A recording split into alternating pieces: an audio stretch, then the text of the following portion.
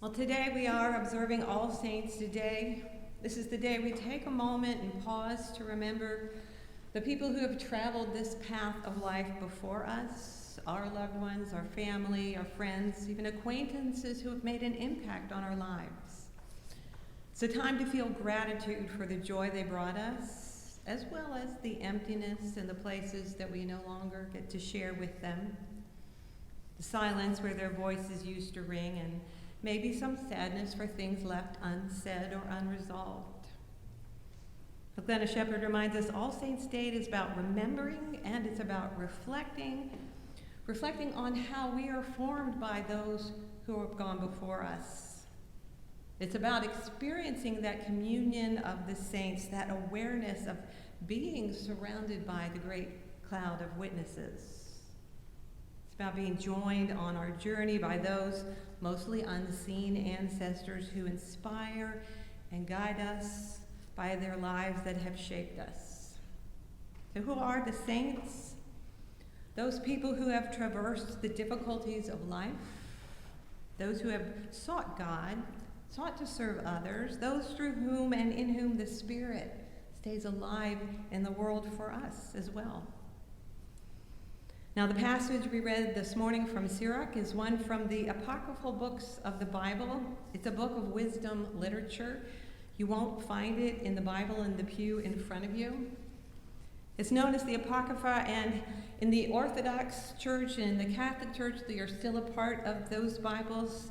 They were removed by those reformers that we talked about last week. But the wisdom of Sirach is still a part of the Hebrew wisdom literature. And this passage that we read today speaks to what we are observing and considering today. For this passage basically says that there are some that have gone before us who have done great things, and we have monuments to testify to their greatness. And there are others who have gone before us who have changed us and changed the world, but their names are not well known. But we know them. And our lives are living monuments to their legacies. They live on through those of us who remember them. I think the gospel story that we read today also gives us another aspect of remembering our ancestors with a sense of hope, and especially those we remember as struggling with their faith. In this passage, speaking to the religious leaders of his time, Jesus says, "Do what they teach you and follow it, but do not do as they do, for they do not practice what they teach.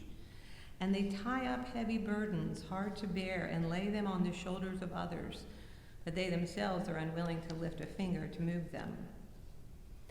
We often worry about our loved ones sometimes who weren't religious. They didn't proclaim their faith in any manner that we can remember. Some of them may have been downright anti-religious. And yet we know that if we knew their whole story, we would understand that that might be with very good reason. It might be that at some time, someone tied up heavy burdens too hard to bear and laid it on their shoulders so that they finally had enough and moved on. Jesus often seems to be saying that being religious is not what's important to God, rather being authentic and humble and true to the truth as you know it, and doing the best with what you have and then leaning on grace for the rest. This is what saints do, and this is who saints are. So on this All Saints' Day, we join Christians around the world in celebrating the lives of our loved ones who have passed away in this particular year. And we give thanks for those saints that are still living and still with us today. We remember the past and we embrace the future when we can look around and see each other as saints as well. How might our view and treatment of each other change if we truly saw one another as saints? We might ask questions, maybe a few more questions about who are you? What is God to one around us? What are the principles that the people we see and know live by? It's easy to make saints out of those who have died, for they don't have disagreements. They don't make any more mistakes. Their rough edges get sanded away by time and by story and by legend. Those sainted by the church are, to some degree, idealized, sanitized, maybe even frozen in time. What about God's everyday, ordinary saints? How might our community be different if we were to saint one another with honor and respect and attention? How might we in this community be better if we began to recognize the light shining through one another? How might we be better if we recognize God's power and presence in the wisdom that is right here, in the justice-seeking activism, the compassion poured out by those we know and love? And what if we recognized that we are ancestors in the making?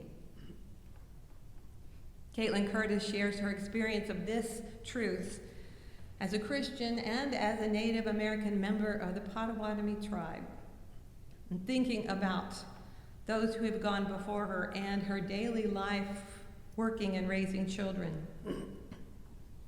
She says, I realize that one day I'm going to be an ancestor. When I have passed on, my spirit is left to lead my children and their children. They will talk about me, about my legacy, about what I left undone or what I did to change things. So I remember my ancestors. I remember what they have left for me, and I remember what is left undone. I look at their pictures, searching their eyes for stories they may have never told us while they were alive. She continues, ancestor, your name will always be the sound of my breath in my lungs. Ancestor, your face will always look like the face of my own children. Ancestor, your essence will always feel like the wind when it slips through the tree branches singing a song. You, dear one, lead me still. I feel the gifts you've left me, and I wonder how much more is waiting. I learn my own ways as I reckon with your mistakes and realize that you are human once, like I am human now. I wonder how much you notice from the other side. What does God feel like? But I will wait. One day you'll show me. But for now, we must remember that the work we do today, the work of both honoring our ancestors and asking questions about the work that they have left for us, means we acknowledge that this is ultimately part of creating a better world. This means that we shape the future, we remember the past, because our ancestors lived and shaped it just as we live and shape our world today. So today, together, we remember those who blessed us by bringing joy and meaning into our lives. We find ourselves again encouraged to live into the promise of God's future. And together today, we celebrate that promise and that future, as well as the past, in the sharing of the Lord's Supper.